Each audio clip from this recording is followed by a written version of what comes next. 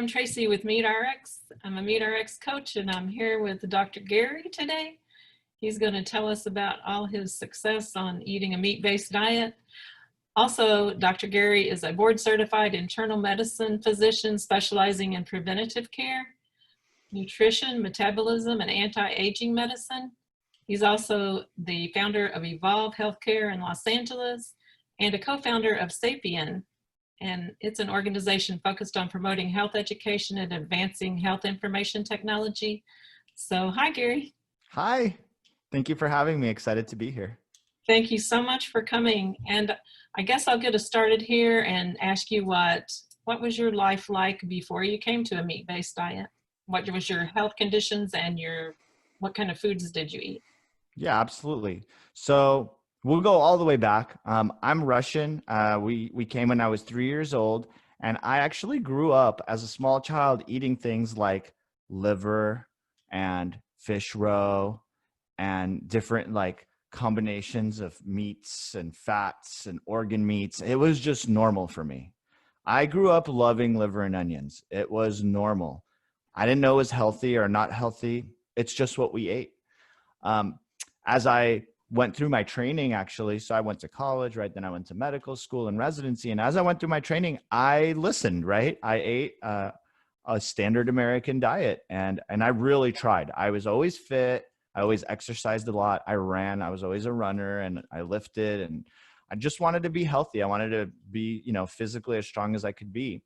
And as I'm going through medical school and residency, I noticed a pattern, and it was I would train hard, run hard, lift hard, eat pretty clean, like standard American diet, clean, but clean. I actually knew about, avoiding processed foods and things like that, but I was still eating tons of grains, tons of vegetable oils, low fat meats for the most part, right? Like your chickens and lots of chicken breast, right?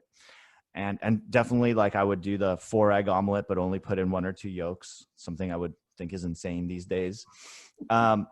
So what I noticed was when I got too busy to train, or when whatever, I'd have a small something or whatever got me off my training regimen, I'd start losing it. I'd start gaining a little weight. I'd start feeling bloated. I'd start getting a little pudgier. And again, not sick. So I was never sick, but I would lose my fitness rapidly. And in my brain, I'd always wondered, is that really what a human body is supposed to do? We're supposed to deteriorate rapidly unless I'm training super hard. Like that can't be how we evolved. So I still didn't have the answer. And as I finished my training, I really started realizing that while I know a lot of Western medicine and I know how to treat disease, I didn't really know that much about health and wellness. And through a series of really fortunate events and books and colleagues that really pushed me to challenge my thinking, I realized that a very low carbohydrate, whole foods based diet was really the kind of diet I should be eating. And if you're going to do that successfully, it's going to be an animal based diet. Like that's just what it is. Like, and the community that's listening, you guys know that. And as I started applying that and increasing my meat consumption and getting rid of grains and getting rid of vegetable oils and getting rid of sugars, I also discovered intermittent fasting. For me, intermittent fasting was really the key. So the meat and the low carb thing was, okay, I get it. Conceptually, physiologically, biochemically, it makes sense. Evolutionarily speaking, it makes sense to eat meat, all these things. And then once I looked into the research on the negative research on red meat consumption and the fact it's all epidemiology and all this bunk, right? I was like, I accepted it, but it was the fasting paired with the meat diet that really, I don't need to work out anymore, and I maintain my fitness and I do great. And now I work out for my mental health and to accomplish my fitness goals, right? So that was the big change. And it took about a year or two after my residency to go through that journey. And once I felt really comfortable with it, I brought it to my practice. And for probably just about 2 years or so, I've been aggressively delivering these recommendations. So that's sort of been my journey. Oh, okay. So can you tell me a little bit about the sapien diet? Yeah. sapien diet is something that me and Brian Sanders of Food Lies kind of came up with together. And it's really a concept. It's a framework. It's a lifestyle. And it incorporates carnivore. Carnivore is in a way the cornerstone of it. As I was telling you earlier, I use a carnivore diet when a patient is open to it, because a lot of patients think that's crazy, right? But if a patient is open to it, I use it as the ultimate elimination diet. And we teach them how to, eat clean meats and get rid of everything else, and then we start adding things back in. But specifically, sapien is as a diet, it's a concept. It's 3-4 pillars. Depends on how you break it down, but it's whole foods based, nutrient dense foods. Whole foods, nutrient dense. This differentiates us from keto. I'm not good with like packets of fat. I'm not really a huge fan of the sugar alcohols. So I really want real natural foods that are nutrient dense. The most obvious ones are meat, right? The second sort of concept is avoid carbs, embrace fat, don't go crazy, but embrace it, and then focus on protein. And again, why we say that is because we want to open the doors to everyone. And for a lot of people, meat is still a scary thing. So you can focus on protein, embrace fat, and avoid carbs by eating a pescatarian diet. For some, a vegetarian diet. You really can follow those principles if you were to really be committed to that. And that's the idea, is that we're trying to, people with food restrictions, people with walls up against what we're trying to promote here, these concepts open them up to it. So whole foods, low carb, embrace fat, focus on protein. And then the final thing is intermittent fasting. And so what I teach people is that, there's something called the 16-8 method, which is 16 hours a day you fast. You can have water, tea, coffee, no calories, but liquids. And then for 8 hours a day or so, you consume your calories. And I teach people that, and I try to basically encourage them to think about that as your new baseline. Like that's your breakfast, lunch, and dinner is an 8-hour eating window or a 16-hour fasting window. And from there, you can try OMAD. You can try more extended fasts. You can do a feast and fast pattern. You can have flexibility with the window. You can move the window around. So again, trying to be flexible, trying to be as inclusive as we can. I think that I love carnivore because it really is something that opens the door to this, but I do think it can be a bit kind of like shell shock for a lot of folks when they see it. So with sapien, it's bringing them in, and most of my patients land on what you would call a carnivore-ish diet, which is basically what I eat. It's about 80-90% animal products given the week, sometimes more or less, but 80 or 90%. And then 10 or 20% of fermented vegetables and low sugar fruits and berries. You mentioned berries, some dark chocolate, intermittently from time to time. So there's just some more flexibility to it. I think when you have someone who's sick, right? Someone with an autoimmune disorder, someone with real pathology, that's where I push the carnivore diet aggressively. And I think that's what the community is built on, are people that unlock their lives from eating a carnivore diet. And I think that that's what's so inspiring about it, is it can really heal people. Meat heals, as Sean says. And I love that concept. And I guess my approach is bringing people in through sapien and sort of teaching them these principles. And through those principles, they land on a carnivore diet. And that's also fun and inspirational and cool way to see people evolve. Someone who had only eaten chicken breast their whole life, and then all of a sudden they're eating grass-fed steaks and lamb and, ribs and all this fun stuff that we on eggs. And so, yeah, I think that that's sort of our fun approach to bringing people in. And the reason why is because I'm a primary care doctor. I have patients from all walks of life. I have different ages. I have different issues that they're coming to me with. So I had to come up with something that was a little less ideological and more open. And eventually they come to us anyway. You know what I mean? Eventually people figure it out. And for some people, they can never get over the red meat thing. And so they land on like a pescatarian version you know, that's what sapien is. And our our dream is to create a framework that incorporates all of these diets, right? So you have a carnivore, you have a pescatarian, you have someone who's on traditional keto. It's all sapien. And for us, that's fun. It's fun that it's inclusive. I think some people I've seen online using the term uh, paleo keto paleo, right? And that's like pretty confusing. What the hell are you talking about? Now you're mixing two words. So that's why we felt inspired to create one word. And the word actually really echoes the root of all of this, which is ancestral health, right? It's looking to our ancestry. It's saying that we are not part of this evidence-based medicine cult. I think it's a cult. Like, you can use research, you can use evidence-based medicine, but if that's the only thing you're going to use to deliver recommendations and advice, then you're pretty limited to only about 100 years of evidence-based medicine. And when we initiated all this in the 1920s, we dumped common sense out of the window, and everything that wasn't, part of the new research is considered alternative, and it's not proven. And I think that's bullshit, frankly. I think that, we evolved for millions of years and we were fine. We were healthy. It's not true that we were unhealthy, and so we knew how to eat. We knew how to survive.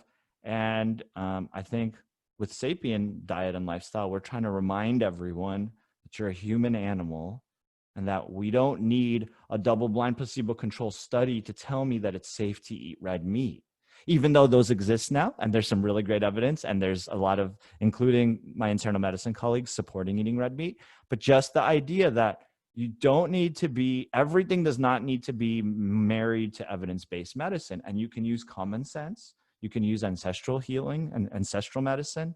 You can use Eastern medicine concepts and practices.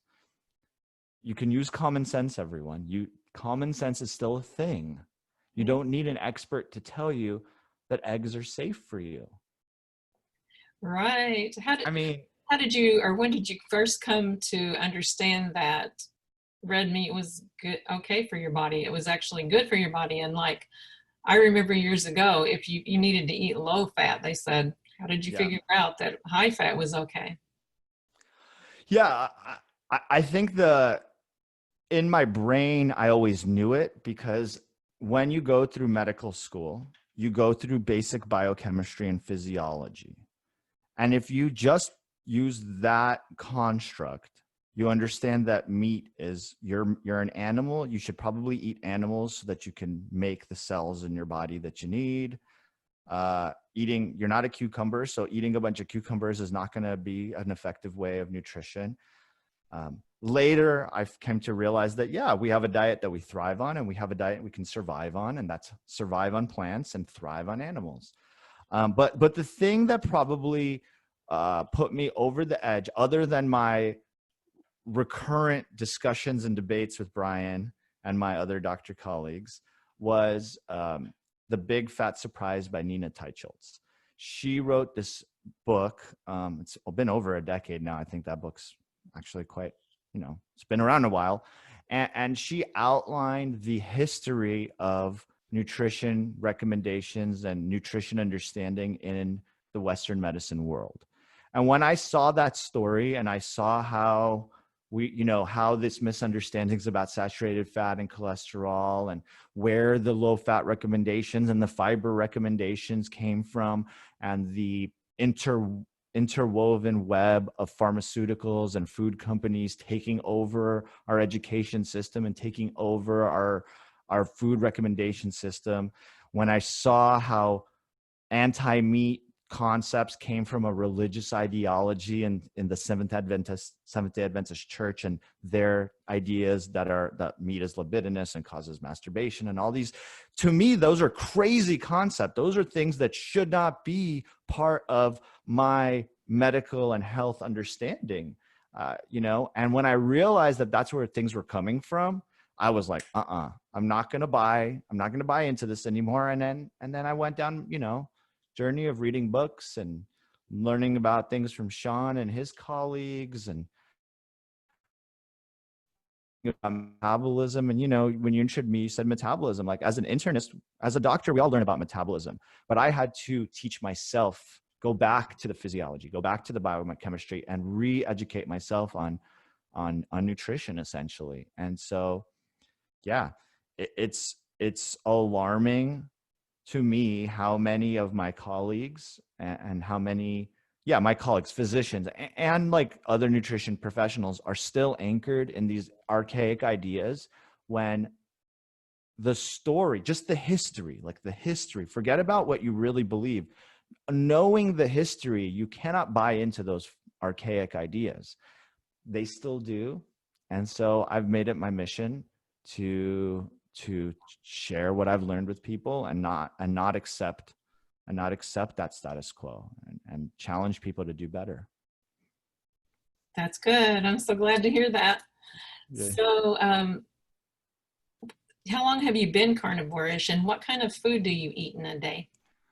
Yeah. So it's been probably about 3, 4 total years. It was a progression, right?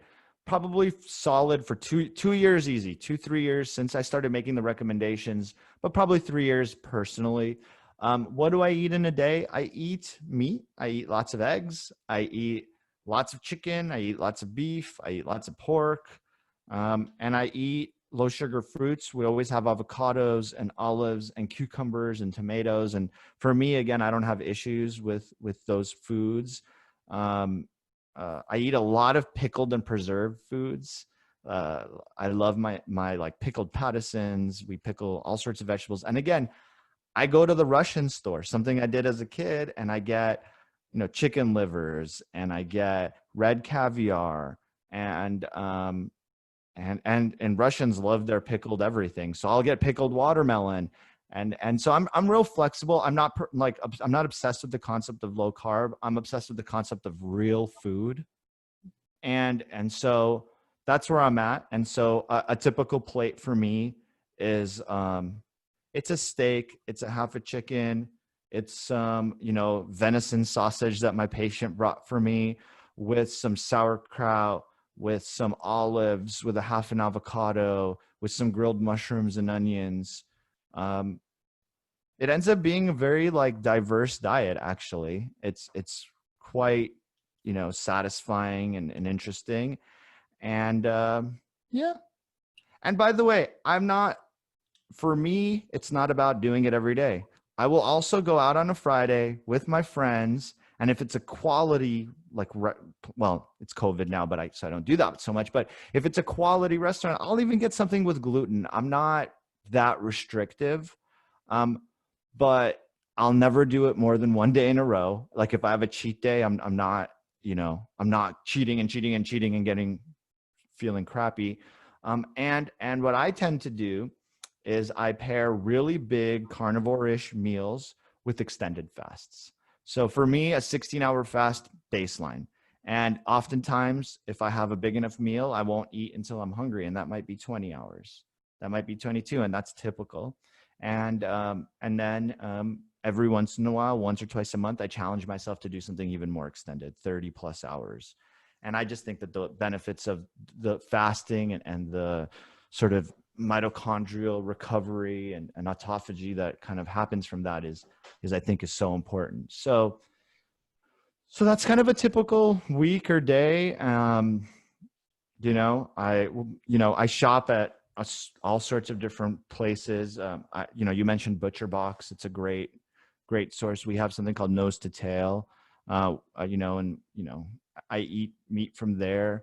I try to source all of my meat as local as I can, but my primary focus is regenerative agriculture. And if there's a farm that focuses on that sort of agriculture, I will pay extra and I will buy all their meat if I can. I definitely, when I do pick my vegetables, I think about, there's something called the Dirty Dozen and the Clean 15, and that's reflecting of how many pesticides and chemicals are on those vegetables. And so, I'm very thoughtful when I do consume vegetables and fruits, where they came from, how they were prepared. Yeah. Last thing, and something people should know, I eat a lot of canned fish. I love beans. I love a can of trout, a can of mackerel. I think it's like the best way to get some really healthy carnivore food in me. So my lunch almost always consists of a can of fatty white fish. That's my thing. So Oh, that sounds great. Have you yeah. ever tried cod livers in a can? Yes, of course. Cod liver. Yeah. Yeah, I love it. Brian eats that a lot. As far as cod livers go, I personally don't eat them that much. I love pate. I make my own pate. I'll get some chicken livers from the local Russian store. I'll just put some herbs and maybe some mashed garlic, roasted garlic in there, mash it up, and I can eat that all week. So Oh that's yeah. kind of that's my source of liver. And then if I can get my hands on a good liver, sliced liver, we'll make some liver steaks and do that classic liver and onions. Um, yeah, I love organ meat. I'll often make soups with organ meats and bones. Um, Feed my dog organ meats. Don't forget about your pets. They really should be eating very similar to what we are here at Carnivore World. So yeah, that's what it looks like. Sounds awesome. So on the organ meat, okay, the pate, I was going to ask you, have you ever tried it with liver and bacon whipped together? I haven't. We do. Me and my dad, we put together like liver and kidneys. That's kind of our thing, and the kidneys give it a little bit of a different texture.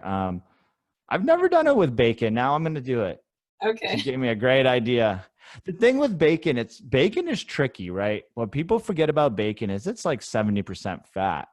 So it's great as a seasoning and a flavoring, but if you overindulge on the bacon, you will get fat. It's a lot of energy. Mm. So that's just something to remember. So I actually more recently have been avoiding the bacon because it's a slippery slope. It's like candy, right? It is. It's really palatable. It's really delicious. But I always get, nitrate free. We do not consume nitrates. We do not consume preservatives.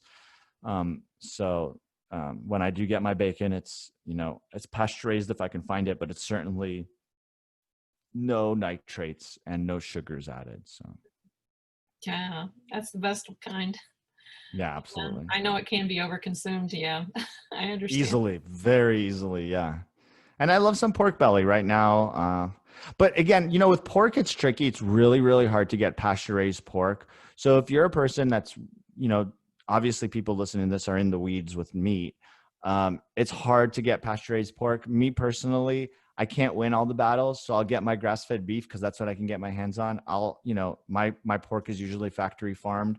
Eventually, hopefully it won't be, but I rather eat that meat than a bunch of crappy vegetables and processed food. So that's just the compromise I make. And if when I can get my hands on a bunch of pasture raised pork, I will buy it up. And and hopefully with the evolution of things like MeatRx and Sapien, there'll be more and more of this good food products available. So that's one of our goals, I think, as a community.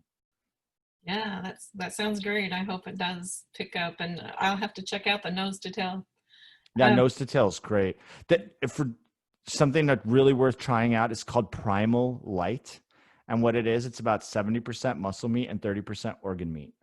And that's probably the thing that's the most different and exciting.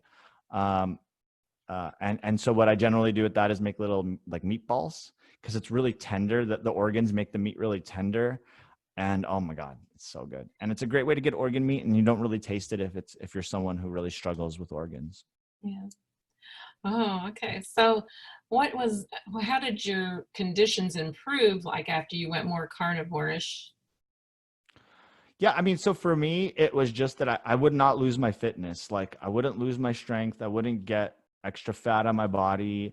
I wouldn't have to, like running is something where you lose your training really quickly when you stop running. And I noticed if I stay very, very low carb, carnivore-ish, and do my fasting, I could take a few weeks off, come back, and I'm pretty close to where I was before. Um, so for me, that's really important. I'm a busy guy. I have multiple, like I have a practice. I have some private work I do. I have Sapien. I'm just busy. So I can go a week or two without working out. It's just, there's no way for me to, I have a family. It's just like impossible. Right? so for me, it was unlocking my health, decoupling my health from my training regime. That is like the thing that it did for me, is instead of being dependent on my exercise to maintain my health, I am now not to, I'm dependent on maintaining my diet. And if I maintain my diet, I'm healthy. And my working out is my pleasure. I do it for fun. I do it for my mental health. And so that's, that's a huge change to my life, because, you know, who wants to just like take a week off and get fat? Yeah. It's crazy. It's just crazy. And that's what would happen. So, and it's not like I was eating more food than I am now. Probably now I eat more food, you know, from a calorie to calorie standpoint. So, you know, again, calories in, calories out is bullshit, right? It's about your metabolism, and it's about how you operate your body. And I think that's what carnivore and meat-based nutrition really taught me, is that I can control my metabolism without training. I can control it by putting in better fuel. Yeah. So you can't really exercise a bad diet away. Right, exactly. Yeah, I always teach my patients a exercise is for your heart, cardiovascular system. It's for your brain, releasing endorphins and feeling good. It's a meditation for many people. They don't even realize, but they zone out and stop thinking about all the nasty stuff in their life. So it's great for mental health. It's good for your heart. Sure, it could build your stamina and build your muscles, but um, that's what it should be about. And it shouldn't be about maintaining your weight and staying healthy. Like, staying healthy is about eating right. I always say your weight and your like physical appearance, it's like 80 or 90% nutrition. And the working out is important. And okay, if you want to have muscles and be toned, that's different. But having muscles does not mean you're healthy, right? There's plenty of people that have tons of muscles and they have bad cardiovascular status, and they're just unhealthy, frankly. So that, you know, that's the thing to remember, is that nutrition is the cornerstone of health. And it's not, exercise is not the cornerstone of health. It's nutrition. And then you pair nutrition with good sleep, good movement, good stress management, good sun exposure. Well, now you're kicking butt every day, right? But you got to do all of those things every day. And it all starts from a good food program. So true. Thank you so much, Dr. Gary. I wanted to ask you if you would let everyone know how they can connect with you just before we sign off. And Yeah, absolutely. So if you want to visit with me, I'm doing telemedicine visits. If you want to check out my office, my clinic, what I'm up to there, I do a lot of different things. It's evolvehealthcare.com, EVOLVE healthcare, all one word.com. You can learn more about my approach to nutrition and some of the projects we're working on at sapien.org. And then if you want to follow me, communicate with me directly, I'm on Instagram at drgaryevolve. awesome. Thank you so much Thank you. for coming to our show and sharing your knowledge. I appreciate it very much. It's great to be here, and I look forward to meeting more carnivores. It's great. Yeah. Thanks. Bye-bye. Bye.